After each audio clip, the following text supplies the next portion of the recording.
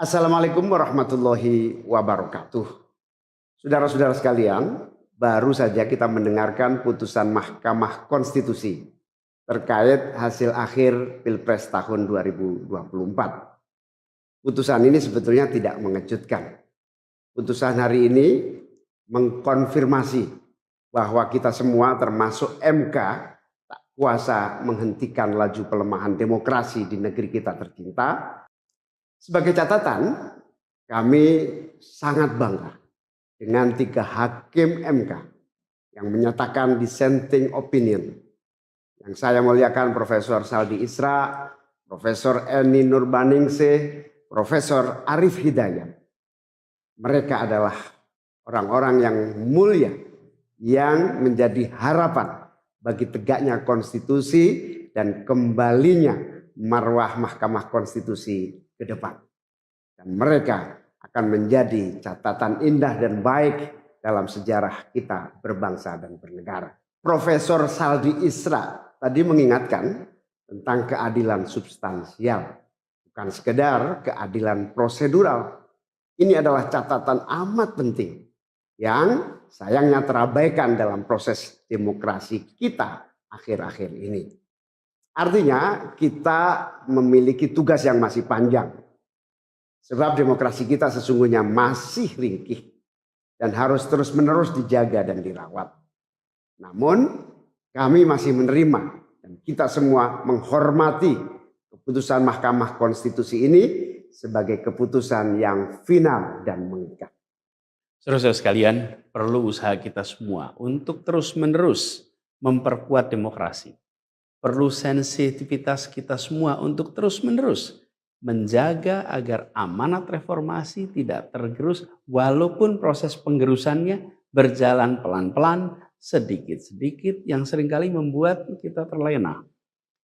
Kita semua sadar, kita masih harus kerja keras, harus kerja terus-menerus untuk menyadarkan publik luas bahwa institusi demokrasi yang kuat, yang berfungsi baik, itu sama pentingnya dengan institusi ekonomi yang kuat, yang berfungsi dengan baik.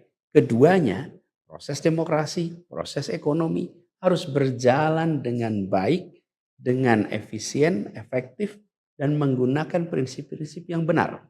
Oleh karena itu kita semua harus terus bekerja, harus terus merangkul dan memperkuat masyarakat.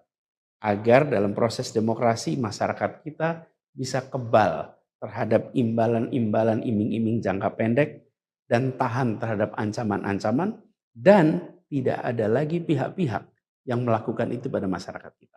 Saudara-saudara, atas alasan ini semua kami akan terus berkomitmen terhadap gerakan perubahan dengan cita-cita jangka panjang, memperkuat pilar-pilar demokrasi, serta menghadirkan keadilan dan kemakmuran bagi semua dalam kesempatan apapun yang bisa kita raih di masa yang akan datang.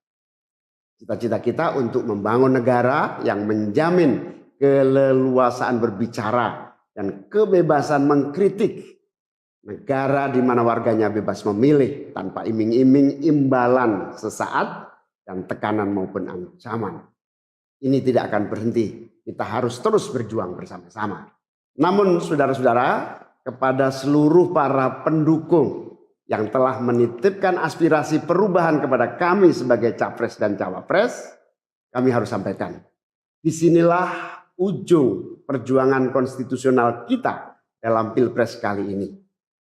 Keputusan MK hari ini menjadi penanda berakhirnya Pilpres tahun 2024. Keputusan MK hari ini menjadi penanda berakhirnya seluruh proses Pilpres 2024. Saudara sekalian, salah satu prinsip demokrasi yang baik adalah peaceful transition of power. Perpindahan kewenangan yang berjalan dengan damai dari presiden petahana yang segera akan berakhir masa jabatannya kepada presiden terpilih. Dengan segala catatan tentang problematiknya proses Pilpres 2024 kali ini, kami berkomitmen untuk menjaga prinsip peaceful transition of power itu. Dan kami memilih untuk menjadi bagian yang terus menjaga, terus membangun mutu demokrasi di Indonesia. Oleh karena itu, pada hari ini kami menyatakan bahwa bagi kami proses Pilpres 2024 telah terlewati seluruh fasenya.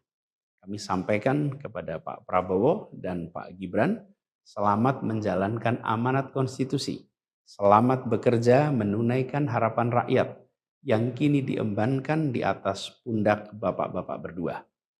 Saya sempat berkali-kali ditanya pendapat pribadi tentang Pak Prabowo. Dan saya jawab, beliau adalah seorang patriot. Hari ini saya terus mempercayai sebagai seorang patriot. Beliau adalah seorang yang telah mengalami pendidikan modern sejak usia belia dan berasal dari keluarga intelektual yang amat terpandang. Maka Pak Prabowo tentu paham bahwa dalam demokrasi yang baik, menerima keberadaan oposisi sebagai partner dalam bernegara, menjaga keseimbangan dan independensi tiga cabang kekuasaan, yaitu eksekutif, legislatif, yudikatif.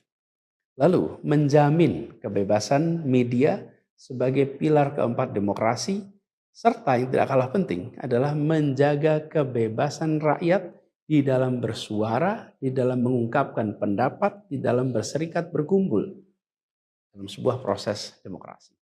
Dan sebagai seorang patriot terdidik, saya percaya Pak Prabowo akan mengembalikan dan akan menjaga nilai-nilai demokrasi ini di masa-masa Indonesia ke depan.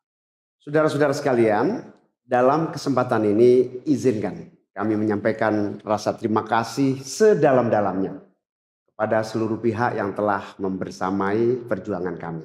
Partai pengusung, Partai Nasdem, PKS, PKB, teman-teman Timnas Amin, teman-teman tim hukum nasional, seluruh teman-teman relawan, para ulama, para tokoh-tokoh agama, para pakar dan rekan-rekan media. Semua yang telah ikut berjuang bersama-sama mendukung perubahan. Mengorbankan banyak tenaga, pikiran dan harta demi memperjuangkan aspirasi perubahan. Saya ucapkan terima kasih. Juga pada anak-anak muda yang pada Pilpres kali ini memberi warna baru, membawa pesan optimisme, pesan kreativitas, pesan inovasi, pesan kebaruan. Terima kasih telah menjadikan Pilpres kali ini Pilpres yang menyenangkan, mencerahkan. Yang tidak kalah penting adalah mencerdaskan. Kampanye yang membuat kita mendapatkan perspektif baru tentang apa arah Indonesia ke depan. Karena itu kami berpesan kepada semua, melihat proses yang terjadi. Proses politik sering nampak kotor dan berujung pada kecewaan. Tapi jangan sampai itu semua membuat kita berputus asa pada proses politik. Begitu banyak cita-cita besar yang dapat diperjuangkan melalui jalan politik. Bila saat ini kondisinya masih begitu mengecewakan, justru ini adalah tanda, ini adalah pengingat bahwa perlu semakin banyak dari kita semua yang mau berjuang di jalan politik. Ini adalah panggilan mereka-mereka yang berintegritas, yang menjunjung tinggi etika, yang memikirkan tentang masyarakat, tentang negara, tentang rakyat, untuk mau masuk di wilayah politik. Bawa kompetensinya, bawa integritasnya, dorong, jangan menyerah, dan jangan putus asa. Jalan perjuangan masih terbentang panjang. Sepanjang usia Republik ini masih terbentang jalan pengabdian untuk melakukan perubahan bagi keadilan, bagi kesejahteraan, bagi kemakmuran kita semua. Dan itu dibutuhkan kemauan untuk mau terlibat di dalam proses politik. Jangan putus asa, mari kita jalan terus untuk perjuangan ini. Teman-teman semua, marilah kita lanjutkan perjuangan. Mengubah yang memang perlu diubah. Melanjutkan perjuangan untuk memperbaiki apa yang memang perlu diperbaiki. Dalam berbagai kesempatan dan ruang yang tersedia di masa yang akan datang. Insya Allah, saya dan Mas Anies akan terus membersamai teman-teman semua di dalam memperjuangkan kebaikan dan perbaikan menuju Indonesia yang adil dan makmur untuk semua. Tetap semangat, jaga stamina, perjuangan masih panjang. Izinkan kami menyampaikan terima kasih. Terima kasih kepada semua. Semoga Allah SWT merahmati negara Republik Indonesia dan melindungi kita semua. Assalamualaikum warahmatullahi wabarakatuh.